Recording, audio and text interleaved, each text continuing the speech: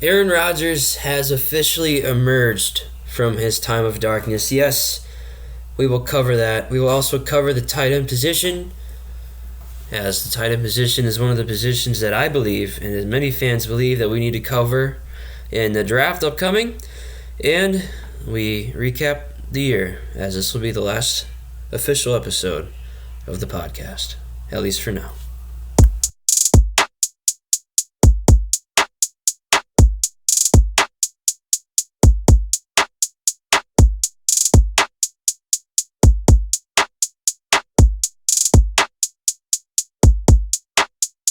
Hello, everyone, and welcome to the CheeseHead Thread podcast. This is a podcast for all Packers fans. How are we all doing today? It's March 1st, new month. Senior project's due in 2 days. So this podcast will be ending as we know it after today.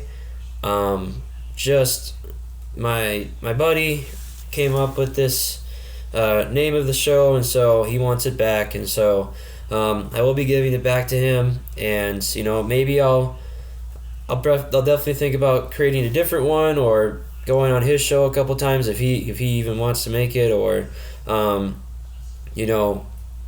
did promise that we would do a mock draft show, and that if we were going to do it, it would probably be later down the line. So it won't be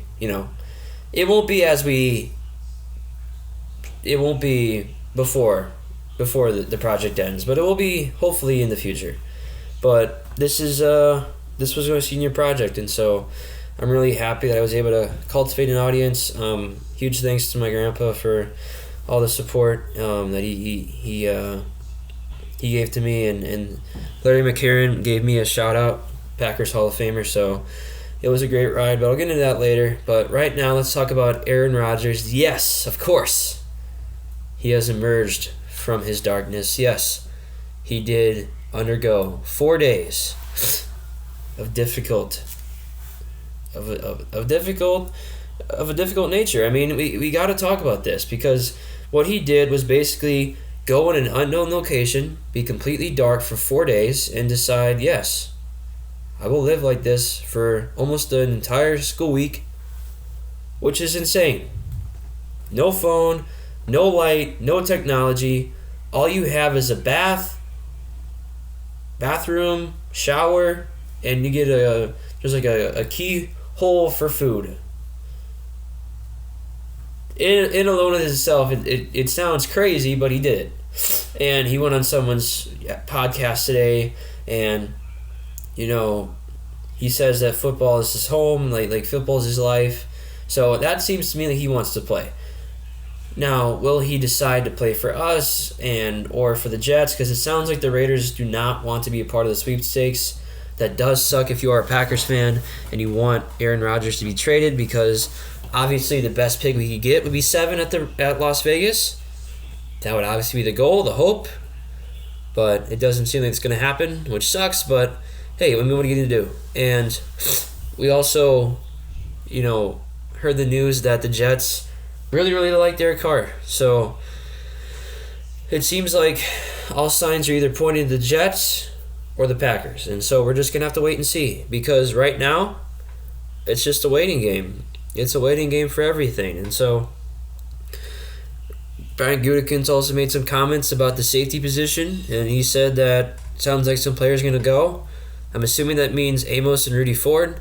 Rudy Ford makes absolutely zero sense to me. He had a phenomenal season for you. I don't understand why you wouldn't re-sign him. He forced multiple turnovers for you. I would sign him to a 2-year, $6 million deal and just call it a day. I don't know why that is so difficult.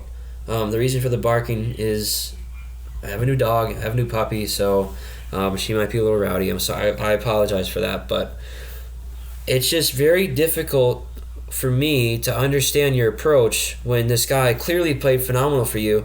And if you have the cojones to say that Keyshawn Nixon does not deserve to be a part of this team, then Brian Gutekunst, I don't know what you're looking at. I don't know what you're smoking. I don't know what your eyes are telling you. Pay the man. The man literally made history for your franchise as the man to score a kickoff return touchdown, the first time since Randall Cobb did it on his first career National Football League snap against the New Orleans Saints on opening night. That's how long it's been. And Randall Cobb has been in the league for almost 13 years now, okay? What are we doing here? You have the Amos. I can completely understand it. If you want to get John Johnson III, who is apparently going to get cut, perfectly fine with him coming in. I love it. 27-year-old player. Hopefully he can reduce that cap number. Bring him in. Bring him in. Sounds like a great piece to build your defense around. But Rudy Ford sounds cheap. Special teamer, and I don't understand the approach. It's like the same thing with the third-round picks. Gutekunst, can you get one of them right? Please. I mean, Amari Rodgers gets cut this year. Sean Ryan has a 6-game suspension. Josiah DeGuara has done nothing in the NFL, basically. Jay Sternberger is out of the league. And Montravius Adams is on a different team every other season. Oren Burks is on the 49ers. What are we doing here? Can you make a solid third-round draft pick? Please. That's a top 100 pick. When you fail on a top 100 pick 6 out of 6 years, that's not good. That's not good. That reflects poor scouting or poor management on something.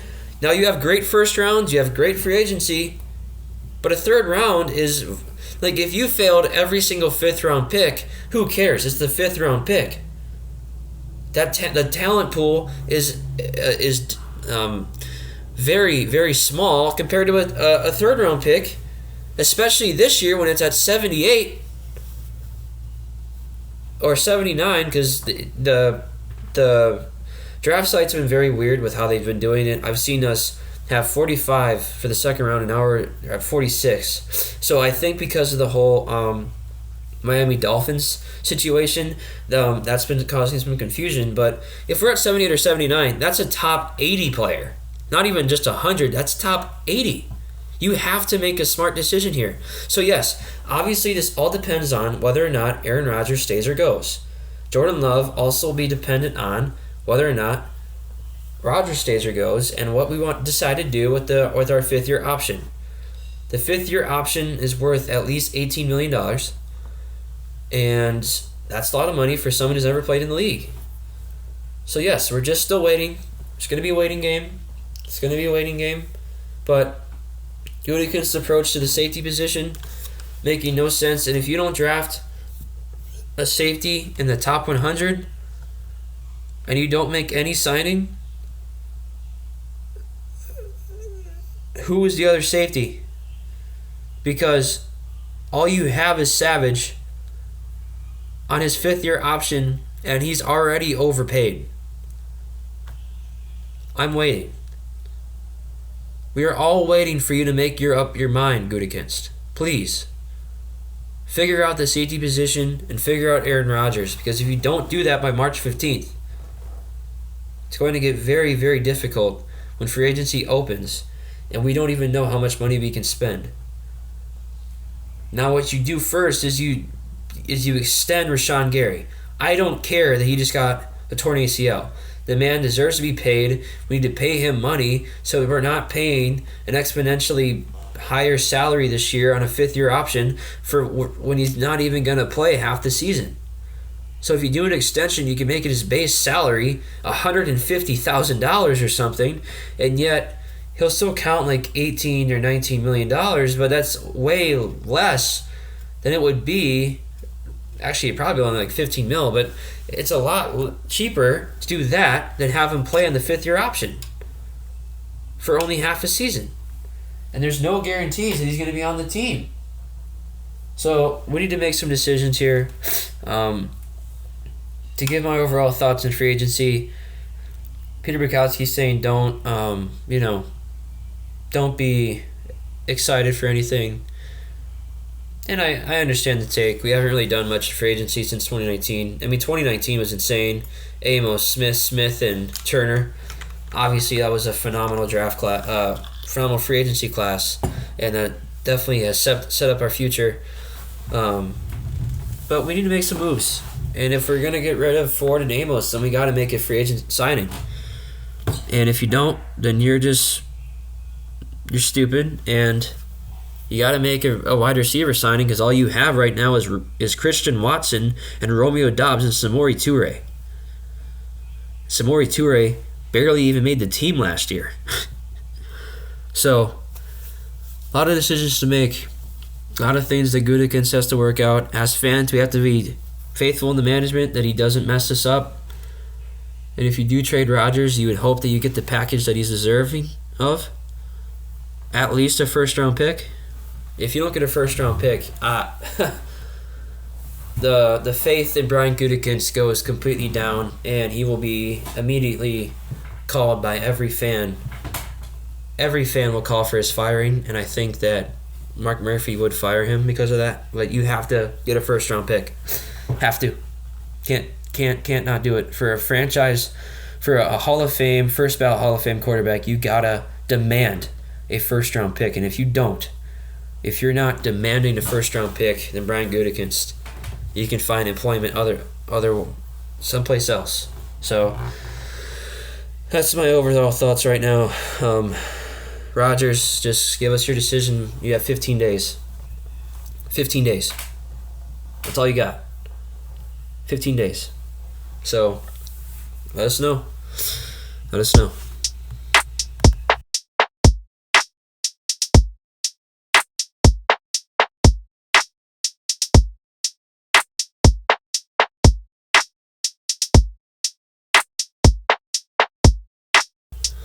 So looking at the updated draft,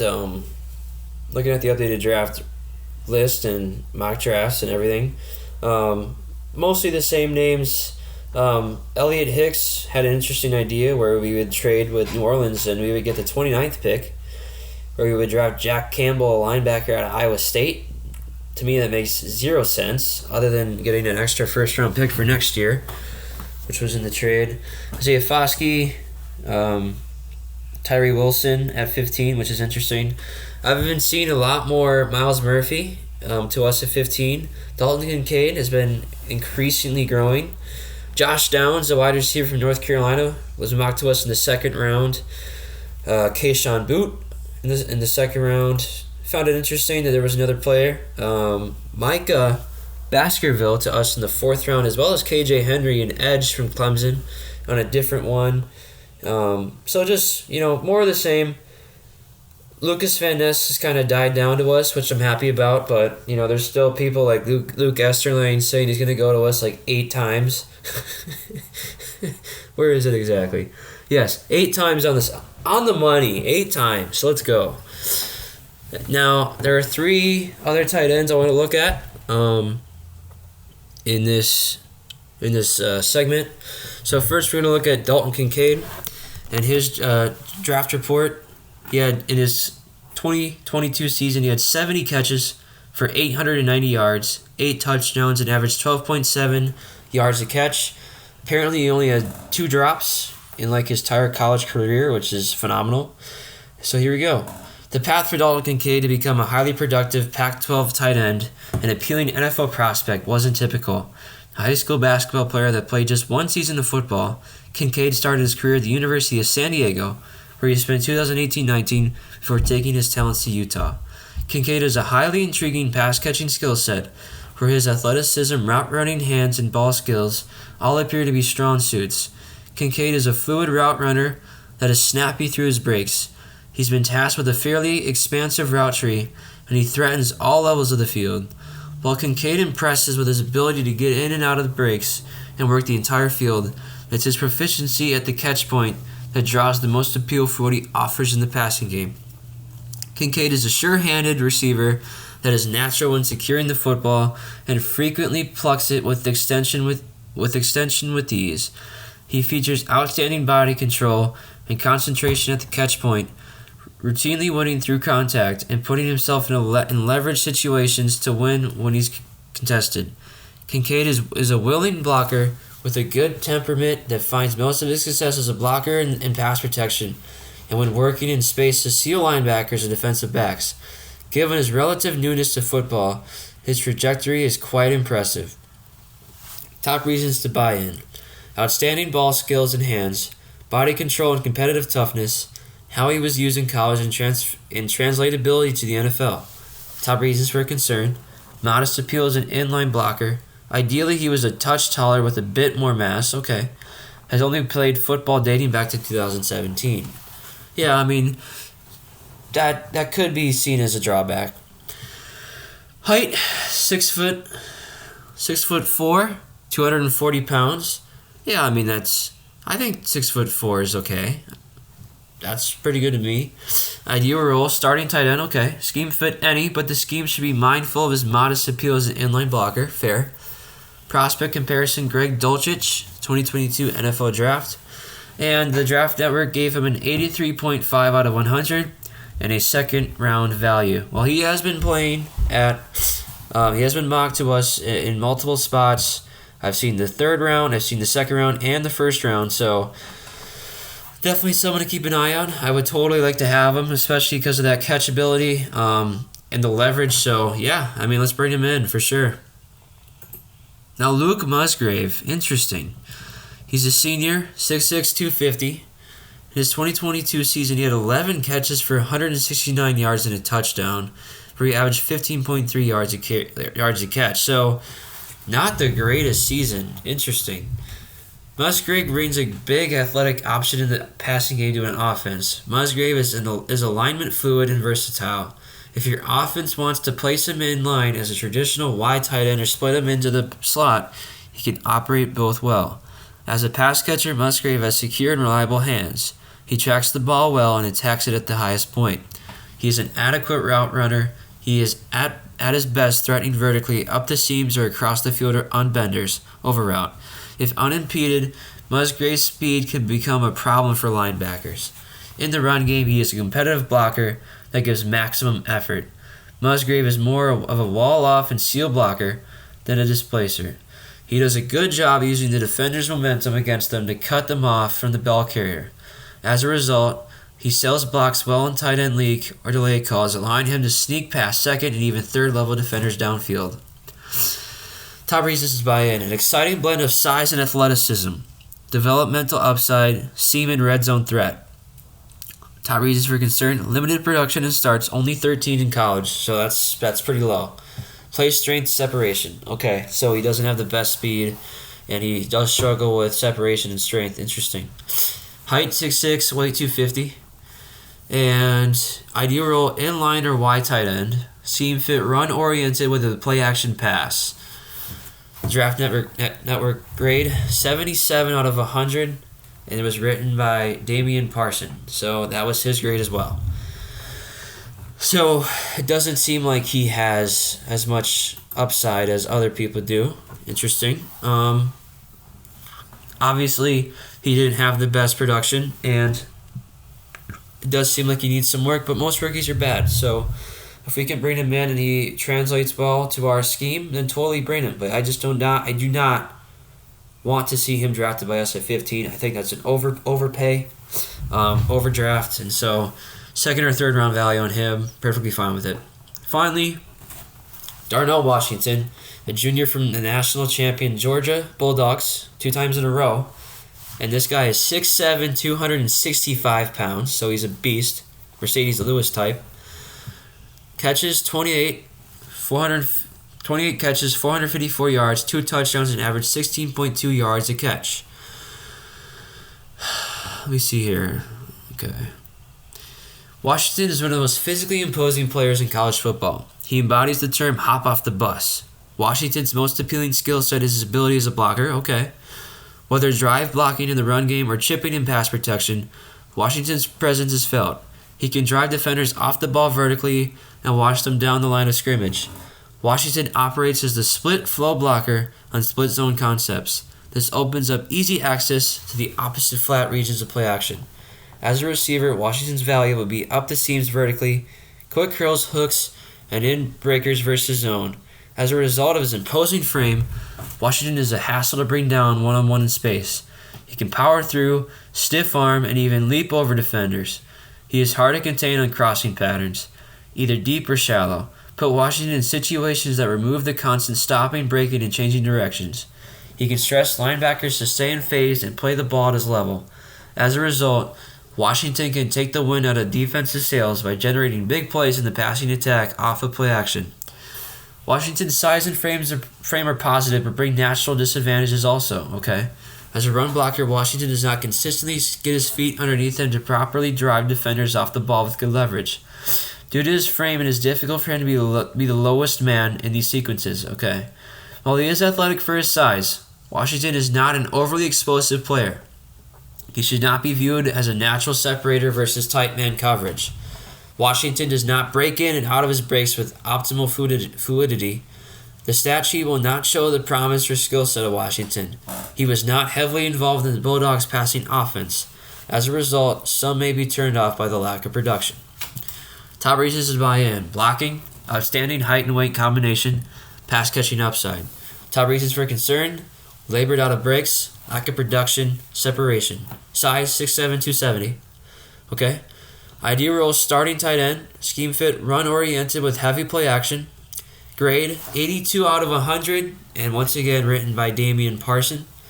I would say his comparison would be Mercedes Lewis, of course, because, I would say maybe not young Mercedes Lewis, but older Mercedes Lewis. Like if we had, this is like Mercedes Lewis 2.0, so definitely something that we can bring in. So he doesn't have the same separation as others do, and he's not the fastest, but if we can just have this guy who can impact the blocking in any way, and could bring something on the catch point. And I don't even think he needs to be, he's not going to be a speed guy. We haven't really had a speed guy. So I just think it's really interesting to look at these players. All of them have second or third round value, according to the Draft Network, but I have been seeing a lot of players at the tight end spot mocked to us at 15. So that's why I wanted to just focus in on the tight end position today, because it's a big position to need. We're going to need it, and a lot of people have been mocking it to us. So that's going to be it, and I'll go right into the to closing.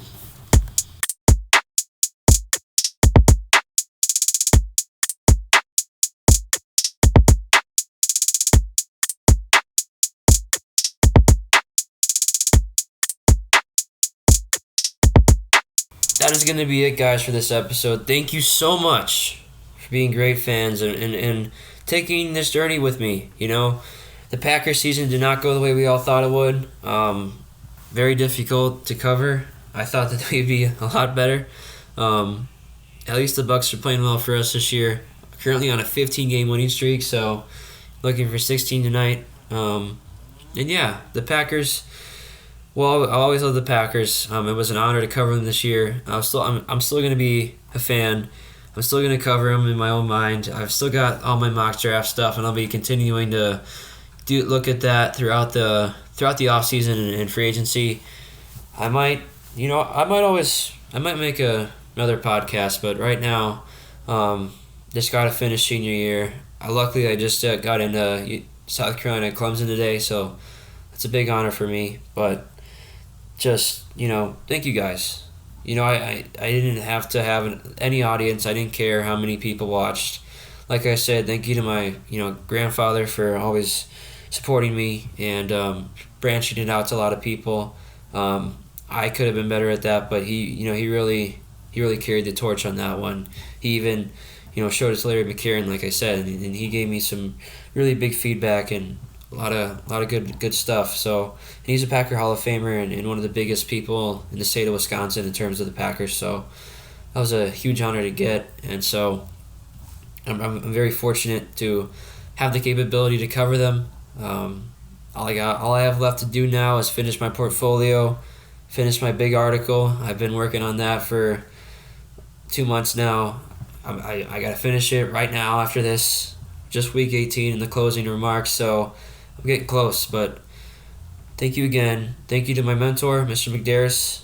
It was an honor to take your insight. He really helped me out to make it so that my show is the way that it is, and I'm very very grateful for his help because, he might not have done the most, and he might it might not have been easy to get a mentor to begin with, but he really filled the role, and so it was an honor for this project, and I was dreading it, man. There was a huge amount of fear and dread, and I didn't want to do this, but once I got into it, right now it sucks, but during the middle of it, doing the podcast, it was a lot of fun, and so I wish I would have done the Wednesday episodes, last year too, but it took some time. It took some time to figure it out, and I'm just eternally grateful for this experience, and I'm hoping to take this experience with me in the future because, it might not be my career, but I can always have this as a hobby. I know how to make a podcast now. I know how to produce it. I know what to do, and so, yeah. It was a lot of fun. So thank you, everyone, for listening to the CheeseHead Thread podcast. This is a podcast for all Packers fans. There was something going on with my echo. Apologize, but Rodgers, do what you're going to do, man. Either way, I'll always love you. I always respect the time that we had. Whatever you decide to do, just in case that this happens when I'm not doing my podcast or taking a little break. I love you, man, and I hope that you make the right decision because this will definitely impact us for years to come. Thank you, everyone, once again. I really appreciate you. This has been the CheeseHead Thread podcast, 2022-2023, my senior project, and this is Cyrus Taliga signing off.